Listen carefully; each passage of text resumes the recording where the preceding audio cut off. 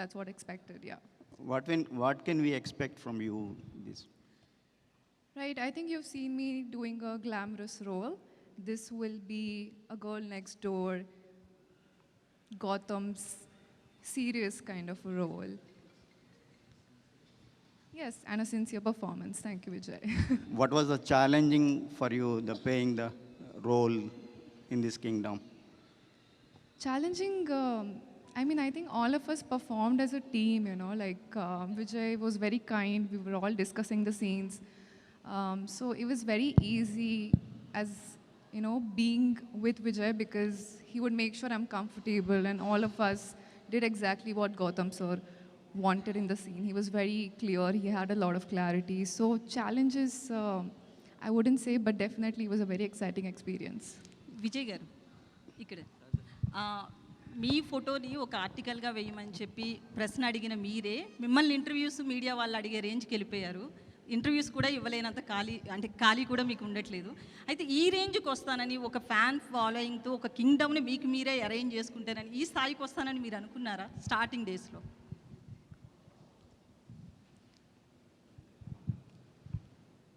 ఏదో పెద్ద కావాలి, పేరు సంపాదించాలి, డబ్బులు చేసుకోవాలి, అందరు రెస్పెక్ట్ పొందాలని అయితే ఉండే.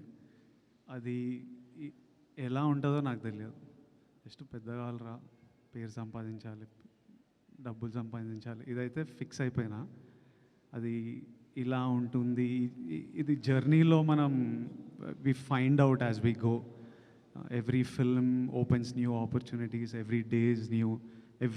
నేను తీసుకునే ప్రతి decision, today the decision I take will shape the next 10 years of my life. So తీసుకుంటున్న ఆన్ ద గో తీసుకుంటున్న డెసిషన్స్ ఇవి.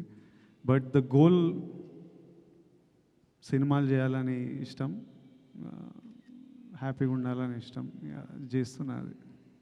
సో ఇప్పుడు కింగ్డమ్ విషయంలో హిట్ కొట్టాలి అని చాలా స్ట్రాంగ్గా అనుకుంటున్నారు. అంటే ఎక్స్పెక్టేషన్ ఎవరికన్నా ఉంటుంది.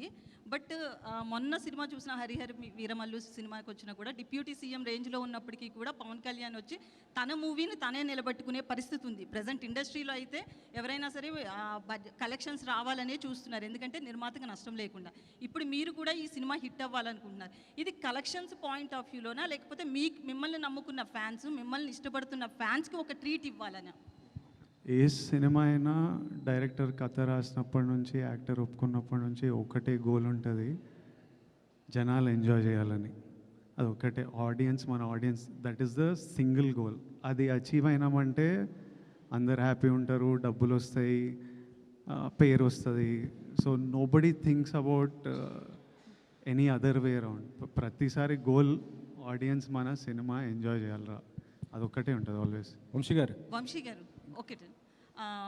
యాక్చువల్లీ లాస్ట్ టైం ఒక ఇంటర్వ్యూలో కూడా మీరు మాట్లాడుతూ పిఆర్ఓ వ్యవస్థ మీద మాట్లాడారు కదా, పిఆర్ఓలు బెదిరిస్తున్నారు, బ్లాక్మెయిల్ చేసే రేంజ్కి వెళ్ళిపోయారు అని చెప్పి. అయితే కొంతమంది పిఆర్ఓలకి ఈ విషయంలో కోపం వచ్చింది, ఎందుకంటే ఎవరో పర్టికులర్గా వాళ్ళ గురించి చెప్పకుండా అందరినీ ఒక పిఆర్ఓ టోటల్ వ్యవస్థను అన్నారు అని చెప్పి.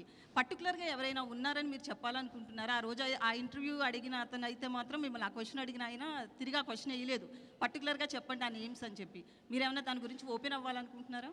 లేదండి, కింగ్డమ్ గురించి చెప్తే నేను దేని గురించి ఓపెన్ అవ్వాలనుకోవట్లేదు సార్. వంశీ ఇది అంటే కింగ్డమ్ ఈ స్టోరీ అంటే గౌతమ్ తిన్నూరి ఇది ఫస్ట్ చెప్పింది రామ్ చరణ్ అన్నారు కదా, ఆ స్టోరీనా లేకపోతే ఇది వేరే స్టోరీ సార్? ఇది వేరే స్టోరీ అండి. మొత్తం చరణ్ గారికి చెప్పింది ఈ కథ కాదు. ఈ కథ కాదా? సో ఒక 15 days అయితే మళ్ళీ మీరు ఇంకొక సినిమా రిలీజ్ చేయబోతున్నారు. ఈ బిజీ షెడ్యూల్లో అది ఆ ఈవెంట్ అయినా చేయబోతున్నారా వార్ 2 సంబంధించి? అది కూడా చాలా తక్కువ టైం ఉంది కదా. మండే తర్వాత వార్ గురించి మాట్లాడుకుందాం అండి. ఈ 4 రోజులు అయితే నేను కింగ్డమ్ అయితే ఉండదు. మండే తర్వాత వార్కి ఏం చేయాలి ఎన్ని తర్వాత మండే తర్వాత మాట్లాడుకుందాం వార్ గురించి. విజయ్ని తీసుకోవడానికి కారణం ఏంటి సార్? అంటే గౌతమ్ తిన్నూరి ఈ స్టోరీ విజయ్ కోసం చేశారా లేకపోతే ఇంకేరేదండి? లేదు, గౌతమ్ నాకు వచ్చి చేద్దాం అనుకున్నప్పుడే నేను విజయ్ గారికి ఒక కథ అనుకున్నానండి. ఆ విజయ్ గారితో సినిమా చేద్దామని అది చెప్పాడు డైరెక్ట్గా. వేరే ఆప్షన్స్ ఎప్పుడు మేము పెట్టుకోలేదు. అందుని విజయ్ గారు అనుకున్నాం, అది విజయ్ గారితో అలానే ప్లాన్ చేసాం అంతే. విజయ్ గారు, మీ లాస్ట్ సినిమా ఫ్యామిలీ స్టార్, అది ఫ్యామిలీ ఆడియన్స్ కోసం తీశారు. ఇది ఏ ఆడియన్స్ పర్టికులర్గా ఎవరి కోసం అనుకుంటున్నారు అసలు? టికెట్ బుక్ చేసుకుంటున్న ప్రతి ఒక్కరికి కింగ్డమ్ వాళ్ళందరి కోసం కింగ్డమ్.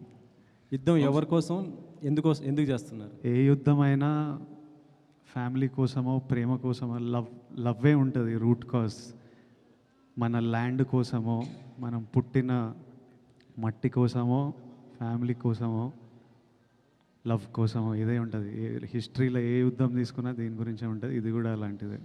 మొన్న ట్రైలర్ లాంచ్లో లాస్ట్లో మీరు మీ స్లాంగ్ మార్చారు, యాస కుందియ రాయలసీమ యాస మార్చారు కదా, అది చెప్తూ అది బాగా ట్రెండ్ అయింది. అసలు బాగా మీ ఫ్యాన్స్ కానీ అందరు కూడా బాగా ఎంజాయ్ చేశారు. అంటే నెక్స్ట్ రాబోయే రౌడీ జనార్దన్ దానికోసం ఉన్నట్టు ఆ యాసతో ఉన్నటువంటి సినిమానా అది, ఆ డైలాగ్ అది?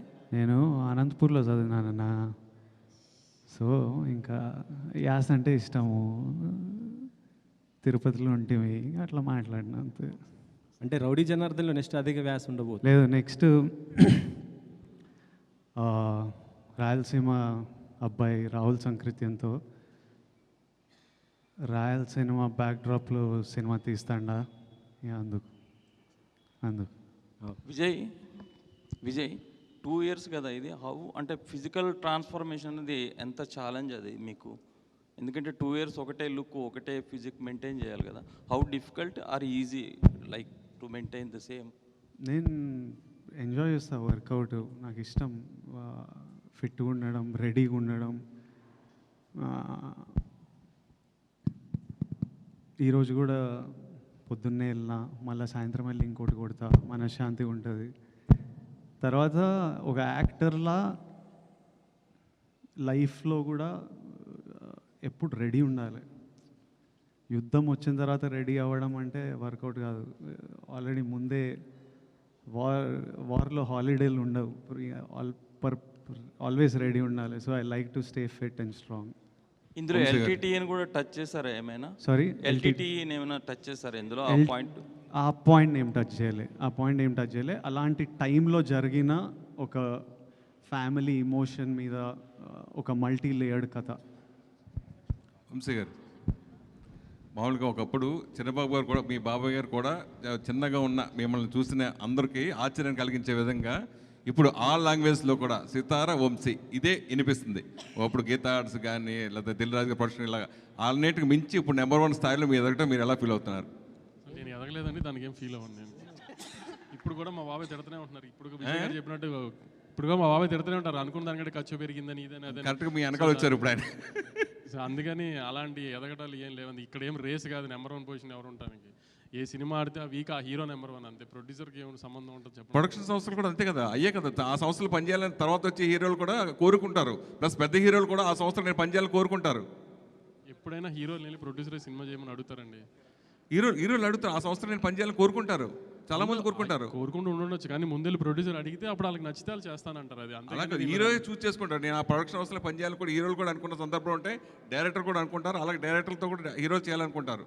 అలా జరుగుతూ ఉంటుంది. ఇప్పటి నుంచి పొజిషన్ వెళ్ళానని మీరు అనుకుంటే వెరీ హ్యాపీ. సరే, రిసెప్ట్ వరుసగా అన్ని కేజీ ప్రాజెక్టులు టప చేయడం గురించి దాని గురించి ఏం చెప్తారు? ఈరోజు మార్నింగ్ కూడా అనౌన్స్మెంట్ ప్లాన్డ్గా టపటప చేయాలని కదండి. అనుకున్నవి ఏ టైంకి ఆ టైంకి అలైన్ అవుతాయి. అలా ఇప్పుడు గౌతమ్ది ఇది ఇలా టైం 2 years పడుతున్నాను అనుకోలేదు, ఈ టైంకి ఇలా రిలీజ్కి వస్తుంది అని. సో షూట్ స్టార్ట్ చేసుకునే ప్లాన్ ప్రకారం స్టార్ట్ చేసుకున్నాం, కానీ రిలీజ్ మన చేతుల్లో ఉండదు కదా. ఇది కూడా 3 రిలీజ్ డేట్లు మారాం యాక్చువల్లీ. సో ఏది మన చేతుల్లో లేని ఏం చేస్తాం, అవి మనం డిఫైన్ చేయలేని కదా కొన్ని. విజయ్ గారు, వరుసగా మన సక్సెస్ ఫెయిల్యూర్ మన చేతిలో ఉండేది కాదు, అది అందరికీ మనకు తెలిసింది. అయితే మీరు నటుడిగా ఈ సినిమాకి ఒక పై మెట్టు ఎక్కిన పెర్ఫార్మెన్సే మాకు కనిపిస్తుంది, ట్రైలర్లో కానీ సాంగ్స్ కానీ. ఆ రకంగా చెప్తే ఏం చెప్తారు మీరు?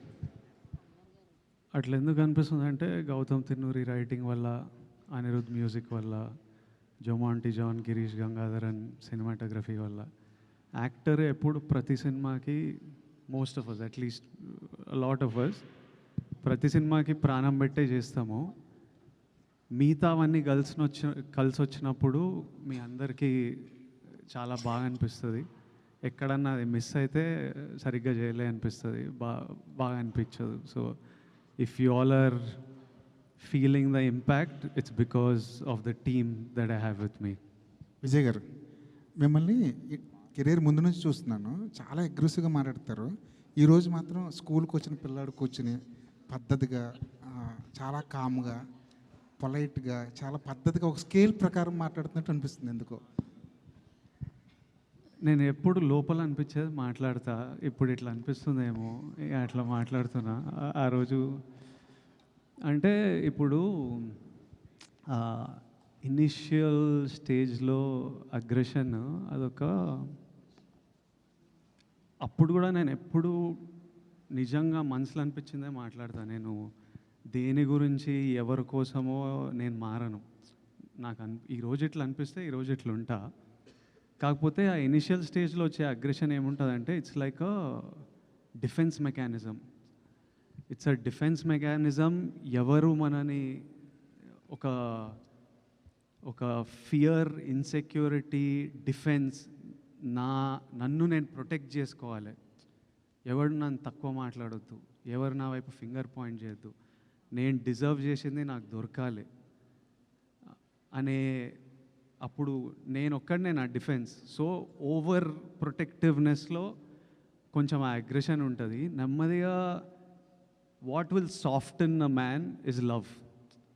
ప్రజల గురించి లవ్ వచ్చిన ఎంత సినిమాలో కూడా చూస్తుంటాం కదా, స్టార్టింగ్ అగ్రెసివ్ హీరో ఉంటాడు, అమ్మాయి లైఫ్లోకి వచ్చిన మదర్ వాళ్ళను ఎవరో సాఫ్ట్ అయిపోతుంటారు. ఈ ప్రజల లవ్ వల్ల ఇట్లా మీరు కూడా నా వైపు ఇక ప్రేమతో ఉన్నారు, ఇక మొత్తం సాఫ్ట్ అయిపోయినా అట్లా. ఆ ఇన్సెక్యూరిటీని దాటుకుని వచ్చేసారండి మీరు?